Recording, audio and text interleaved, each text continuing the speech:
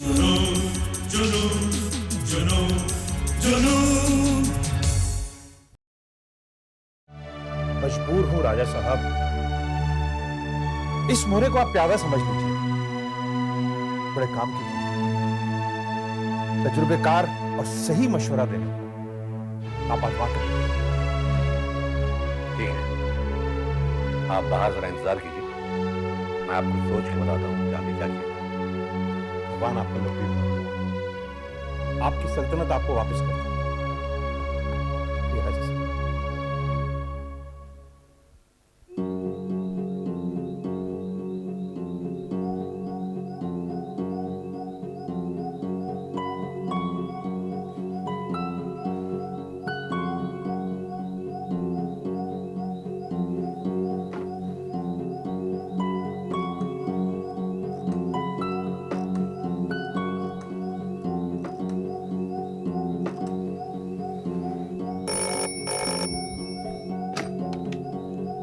Hello.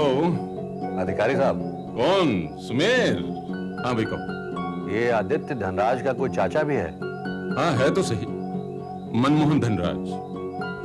बस यही पूछना था, वो मेरे पास नौकरी के लिए आया है। नौकरी के लिए? तुम्हारे पास? तुम्हारे पास नौकरी के लिए क्यों आया था? भाई धनराज एंटरप्राइजेज में तो इतने लोग काम करते हैं। वो कह रहा है उन लोगों ने उसे घर से निकाल दिया। मुझे कुछ गड़बड़ लगती है। सुना है वो आदमी ठीक नहीं है, सोच समझ कर हैंडल करना। सुने, कोई बात नहीं अधिकारी साहब, घर का भेदी तो है, लंका ढाने के काम आएगा। कभी कभी तुम खामखा रास्ते से भटकने लगते हो सुमेर। आप फिक्र मत कीजिए, मैं रास्ते से कभी नहीं भटकूंगा। Thank you.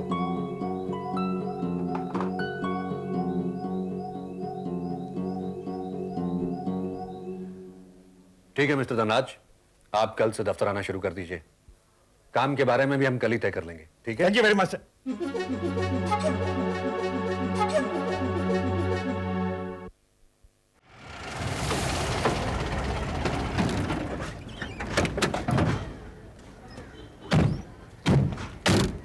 देखो माँ, यही था ना बाबा का सपना। इधर आ, इधर आ। आओ मैं दिखाता हूँ आपको।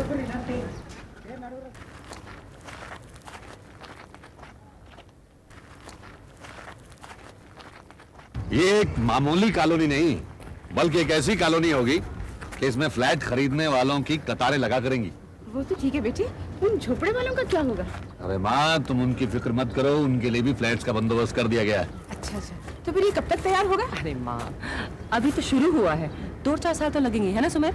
खैर ये जब भी तैयार हो जाए, मेरे विशाल के लिए एक बड़ा सा फ्लैट रख लेना, उसकी कीमत मैं चुकाऊंगी। अरे माँ, ये कॉलोनी भी तो आप ही की है। तू मेरी बात ना टाल।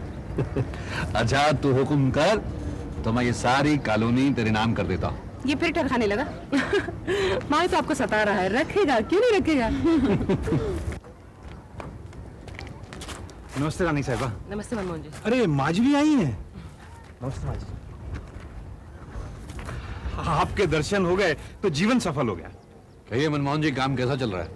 देखिए सर, मेरे होते हुए कोई मजदूर खाली बैठ सकता? सबको एक टांग पे खड़ा रखता हूँ। हाँ, बस जब पेमेंट में कुछ देर हो जाए तो बेचारों के हाथ पांव ढीले पड़ जाते हैं। क्यों? क्या अकाउंटेंट वक्त पर पेमेंट करना नहीं आता? अब वो बेचारा कहाँ मारा मारा फिरेगा राजा साहब, आगे कम झंझट है। हाँ, अगर आप ही किसी के हाथ रुपए भिजवा दिया करें तो मैं ही बांट दिया करूँ। अरे पहले ही आप पर क्या कम बोझ है जो मैं आपको इस 99 की फेर में और डाल दूं? अच्छा आप चलते हैं। अरे कमाल कर रहे हैं, पहली दफा आए हैं, पर साइड पे कुछ मिलता भी नहीं, वरना कुछ खातिर करता है, सेवा करता कोई है। बात नहीं, फिर सही। अच्छा अच्छा, आओ। नमस्ते रानी साहब। नमस्ते माँ जी।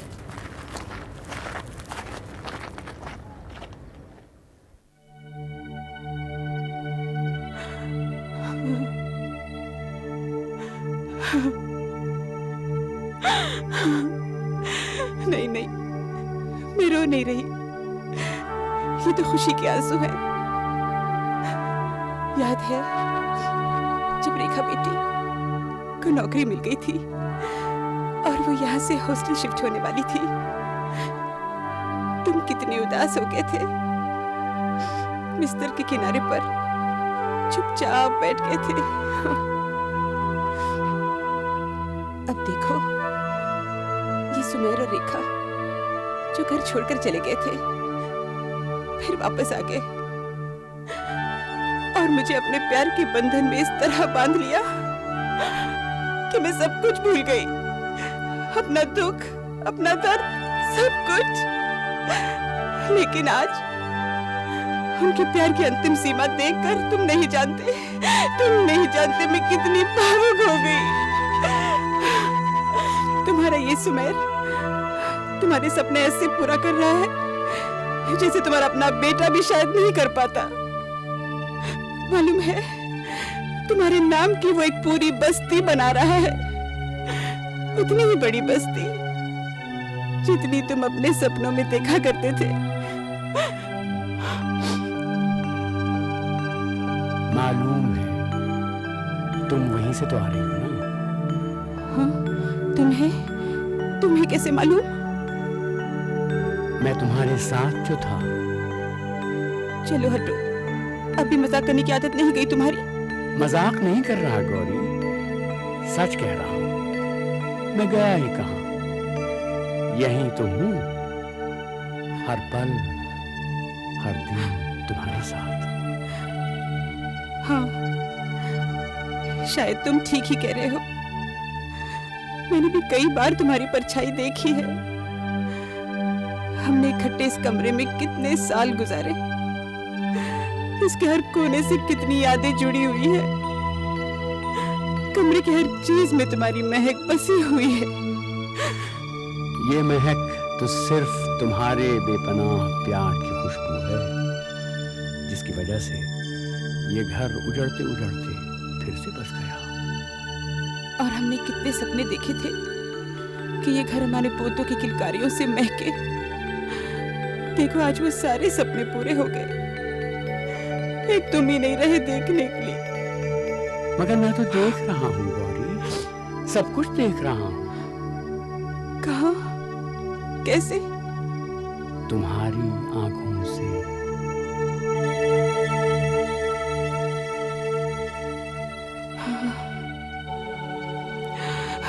माँ, खाना लगा दिया है, नीचे आ जाओ।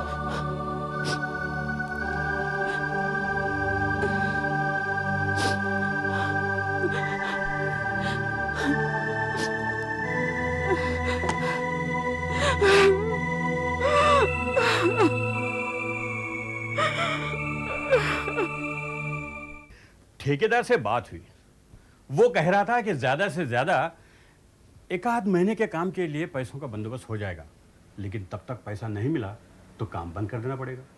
तो अब क्या करें? अभी तो 20-25 फ्लैट्स बिकने बाकी हैं। वो तो ठीक है, लेकिन ठेकेदार के और भी तो काम चल रहे हैं।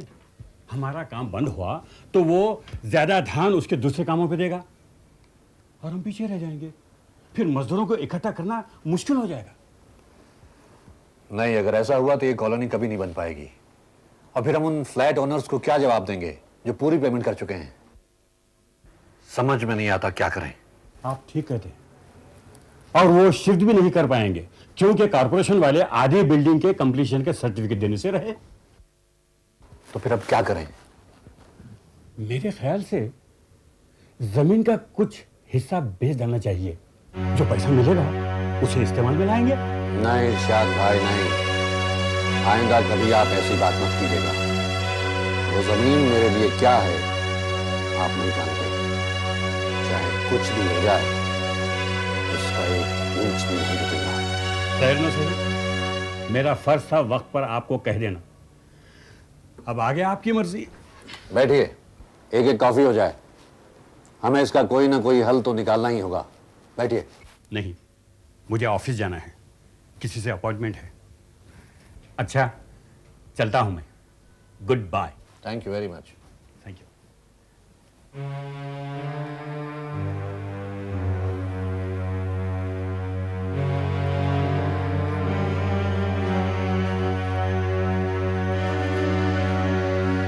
ये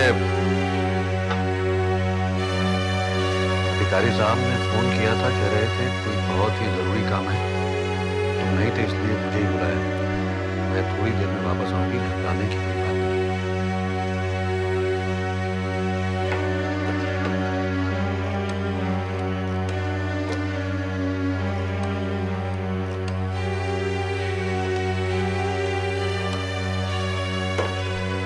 हेलो, अधिकारी साहब हैं क्या? नहीं है? कहाँ गए? कब तक आएंगे? ठीक है। अरे तुम साइड से यहाँ कैसे आ गए? साहब वो मनमोहन जी है ना, एकदम धड़ाम से गिरकर बेहोश हो गए। कहाँ से गिर गए? कहीं से नहीं साहब, वो नीचे खड़े थे, एकदम बेहोश होकर गिर पड़े। Damn it.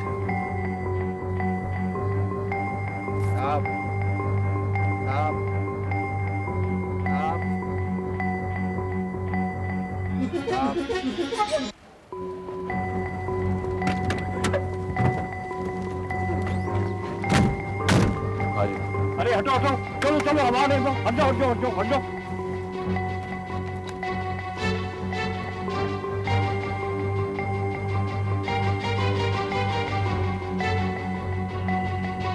वैसे सब ठीक है, घबराने की कोई जरूरत नहीं, लेकिन ये सब हुआ कैसे? साहब जी ये बैठते कहाँ हैं, एक टांग पे खड़े रहते हैं।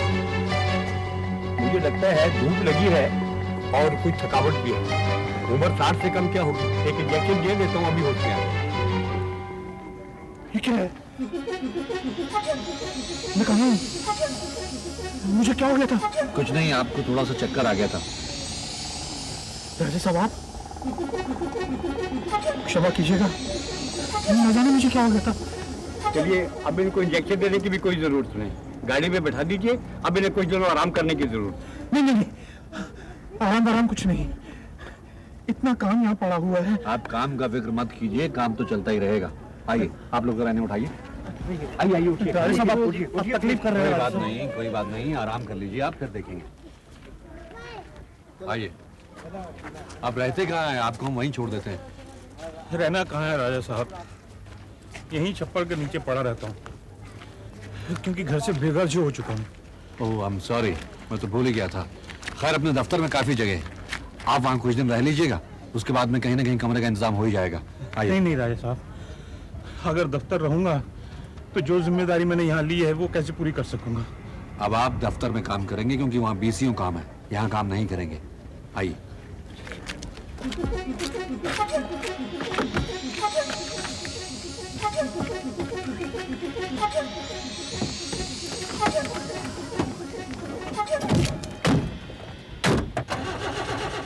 जुनून जुनून जुनून